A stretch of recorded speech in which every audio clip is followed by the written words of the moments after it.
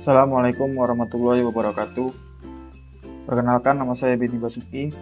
Di video ini saya akan menjelaskan materi sistem operasi tentang deadlock dengan algoritma banker, safety, dan request. Kita langsung masuk ke materinya. Yang pertama itu, apa itu deadlock? Deadlock adalah suatu kondisi di mana dua proses atau lebih saling menunggu proses yang lain untuk melepaskan resource yang sedang dipakai. Karena beberapa proses itu saling menunggu, maka tidak terjadi kemajuan dalam kerja proses-proses tersebut. Deadlock dianalogikan sebagai dua antrian mobil yang akan menyeberangi jembatan. Dalam kasusnya, antrian di sebelah kiri menunggu antrian kanan untuk mengosongkan jembatan atau resource. Begitu juga dengan antrian kanan, akhirnya tidak terjadi kemajuan dalam kerja dua antrian tersebut. Penyebab terjadinya deadlock ada 4. Yang pertama itu mutual exclusion, yaitu suatu keadaan di mana hanya ada satu proses saja yang boleh memakai resource. Proses yang lain harus menunggu sampai proses tadi benar-benar selesai. Yang kedua, hot and wait, yaitu keadaan di mana suatu proses menunggu suatu sumber daya dalam waktu yang lama, hingga sumber daya tersebut tidak terpakai oleh proses lainnya. Yang ketiga, no preemption, yaitu keadaan di mana suatu sumber daya tidak boleh diambil atau dipakai begitu saja atau secara paksa oleh proses yang lainnya. Yang keempat, circular wait, yaitu suatu keadaan di mana proses yang lain membutuhkan sumber daya yang sedang dipakai oleh suatu proses sehingga timbul antrian melingkar atau waiting chain, seperti halnya rantai. Cara menangani deadlock ada 4. Yang pertama, cara pencegahan atau prevention, yaitu mencegah terjadinya deadlock.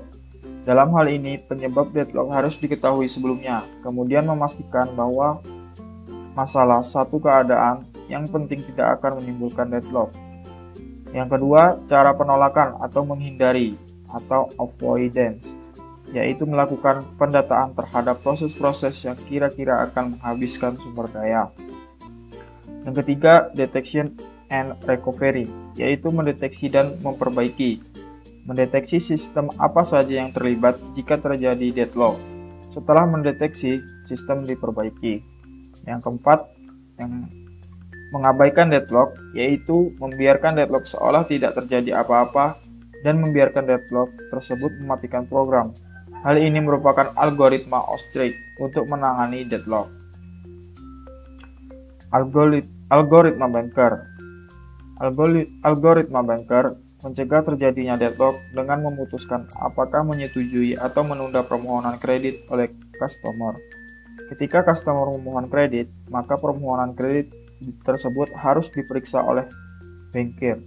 Dalam algoritma banker, setiap customer memiliki batas kredit, dan apabila seorang customer telah mencapai batas maksimum kredit, maka diasumsikan customer tersebut telah menyelesaikan semua permasalahan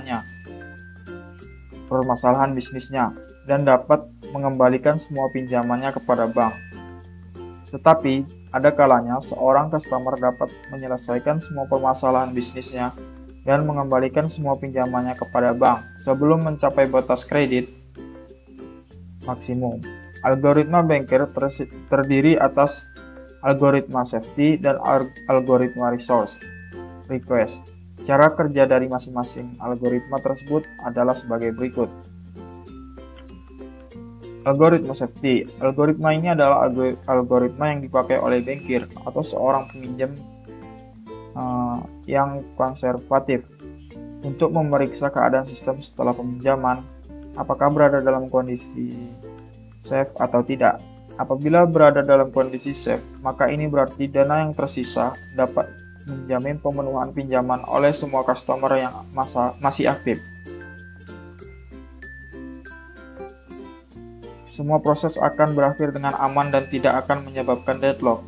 Apabila kondisi unsafe, maka ini berarti terdapat kemungkinan untuk terjadinya deadlock, sehingga permohonan kredit ditunda hingga permohonan kredit tidak menyebabkan unsafe state.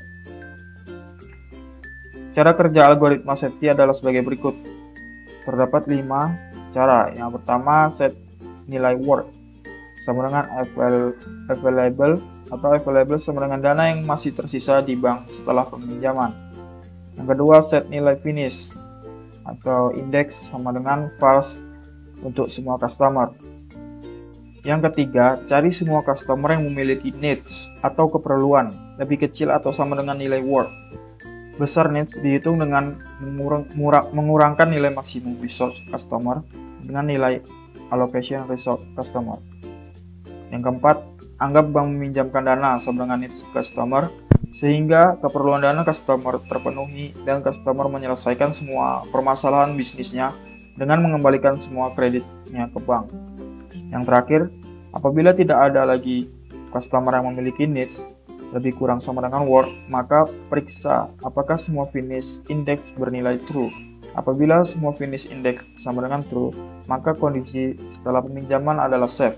Apabila tidak, maka kondisi setelah peminjaman adalah unsafe. Algoritma request. Algoritma ini dipakai bankir untuk menentukan apakah peminjaman sumber daya disetujui atau ditunda. Algoritma ini dieksekusi oleh bankir setiap terjadinya permohonan kredit atau resource oleh customer. Cara kerja algoritma resource request adalah sebagai berikut. Terdapat 4 cara. Yang pertama, jika permohonan kredit atau request lebih besar dari sisa resource pada bank atau available, maka permohonan kredit ditunda atau dipending. Yang kedua, bankir berpura-pura meminjamkan resource kepada customer. Available resource pada bank dikurangi dengan besar resource. Yang ketiga, jalankan algoritma safety. Yang keempat, apabila algoritma safety menghasilkan keadaan safe, maka realisasikan permohonan kredit. Apabila algoritma safety menghasilkan keadaan unsafe, maka permohonan kredit ditunda. Baiklah, cukup sekian materi yang bisa saya sampaikan. Lebih dan kurang saya mohon maaf. Saya akhiri. Wassalamualaikum warahmatullahi wabarakatuh.